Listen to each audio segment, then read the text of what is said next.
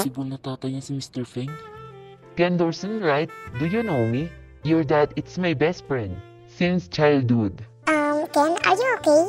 Why do you seem to be in the mood? By the way, Ken, I'm so happy today. Now I saw you again after 5 months. So you and Mr. Dorson is know each other? So it's like that. Since you know each other, we can arrange the paper for your wedding. Your dad, I have already discussed it. Huh? Mr. Feng? Are you seriously? I don't know this. My daddy said it is about company. Why it is suddenly? Yes, it is about company agreement. My company and your company is merged. It's okay, right? What? Are you joking, Dad? It's that why sent Mr. Dorson's son, right? Dad, why does it have to be like this? Can we replace what we want?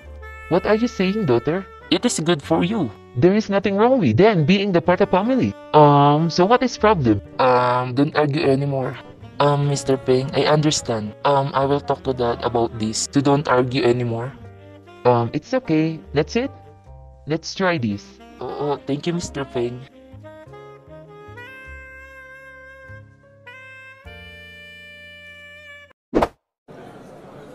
Pumunta na kayo lahat sa schoolyard. Okay, ma'am. Laika, bilisan mo naman maglakad.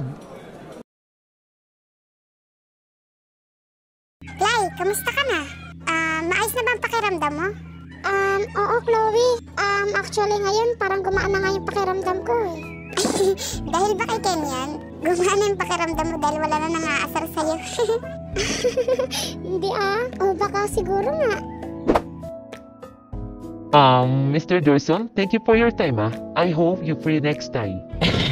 I'm free always. Just call me again. Oh, nice. I hope next time your daddy will be with you. So, I'll go na. Wait, Dad. I just want to talk to Ken. So, you go first, Dad. Are you sure? Okay. Ira, huwag kang pumayag sa gusto ng daddy mo. Hindi pwedeng mangyari ito. Kaya... Wait, Ken. Since 5 months later, I like you naman talaga, di ba? So, bakit pa natin kukontrahin yung gusto ng mga parents natin? Ha? Hindi naman sa gusto kong suwayin yung mga gusto ng parents natin. Pero hindi pa tayo handa sa mga ganitong bagay. Nag-aaral ka pa, nag-aaral pa ako. So, kaya dapat hindi pwede to. Hindi naman siging hadlang ang relasyon sa pag-aaral, di ba? And then, mayayaman yung pamilya natin. Hindi na natin kailangan isipin ang problema ng mahirap. Ira, hindi mo kasi naiintindihan. Hindi naman pwede na lagi tayong aasa sa parents natin, di ba? Kahit mayaman pa ang pamilya natin, kailangan din natin maghirap. Si Clay ba yun? Clay! Ikaw pala, Enzo. Tapos ka na ba mag-practice? Oo naman, Clay. Ikaw ba? Tapos ka na ba mag-practice? Teka, parang pagod na pagod ka. Ayos ka lang ba? Oo naman. Ikaw nga yung parang pagod na pagod, oh. Tignan mo nga itsura mo. Ako ba? Ako siguro ang baho-baho ko na kasi. Grabe ka naman sa sarili mo. Sige na, umuwi ka na.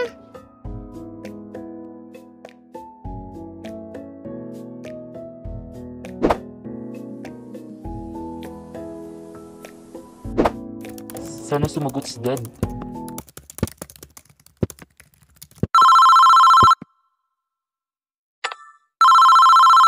Hello? Bakit hindi nyo agad sinabi sa akin na about pala ito sa pagpapakasal? Actually, Sam, gusto kitang i-surprise. Din sa pag-usapan naman namin ni Mr. Ping na mayroon ang dalawang anak. Kaya naisip na may pakilala kayong dalawa. Ano?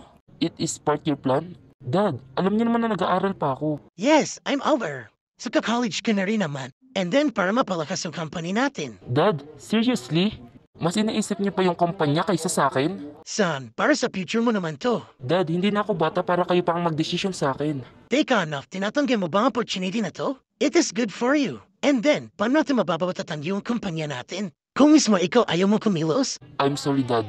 Pag-uwi ko na to pag-usapan. Wait, don't you put down your phone.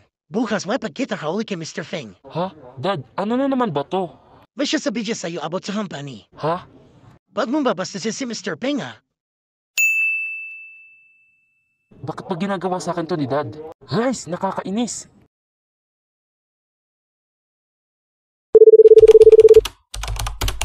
Si Ina? Hi, Ten! Hi Ina, ba't ka napatawag? Mangangamusta lang ako sa'yo. By the way, Ken, kamusta ka na pala dyan? Ayos ka lang ba dyan?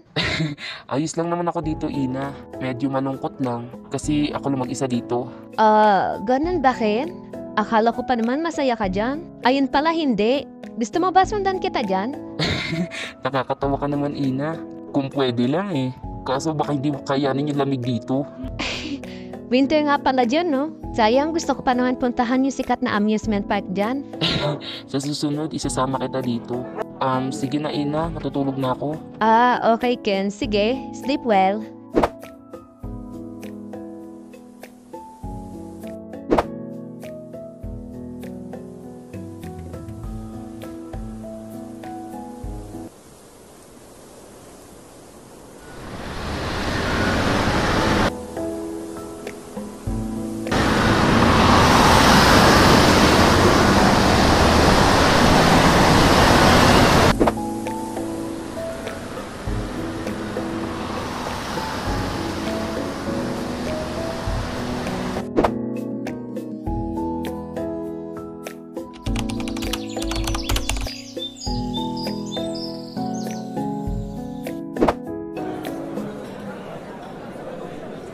Grabe, sobrang lamig naman dito.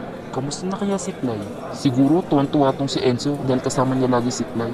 Hintayin mo lang makabalik ako, Enzo.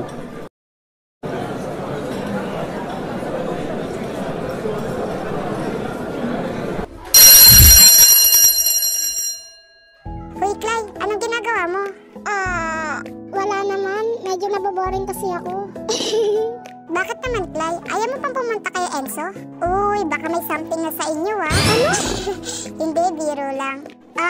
Pero bakit nga? Hindi ko pwedeng istorbohin si Enzo ngayon. Nagpa-practice siya para sa competition. You know, malapit na kayang competition. Dapat nga mayel tayo eh. Seryoso ka ba dyan, Clay? Sa tingin mo ba makikipag-cooperate yan lahat ng mga kaklase natin? Alam ko na. Di ba maraming may crush kay Enzo dito? Paano sabihin natin may libreng kiss sila kay Enzo? Salamat Enzo ah. Ako na, Clay, baka mahulog pa. Clay, kamusta ka naman? Siyempre ayos lang naman ako Enzo. Ikaw, kamusta ka? Eto, medyo busy sa competition. Kailangan ko kasi mag-practice eh. Tama yan Enzo. At for sure ako, ikaw ang mananalo dahil masipag ka. Ang lakas mo talaga, Clay. Pero sige, dahil sinabi mo yan, gagalingan ko talaga sa competition.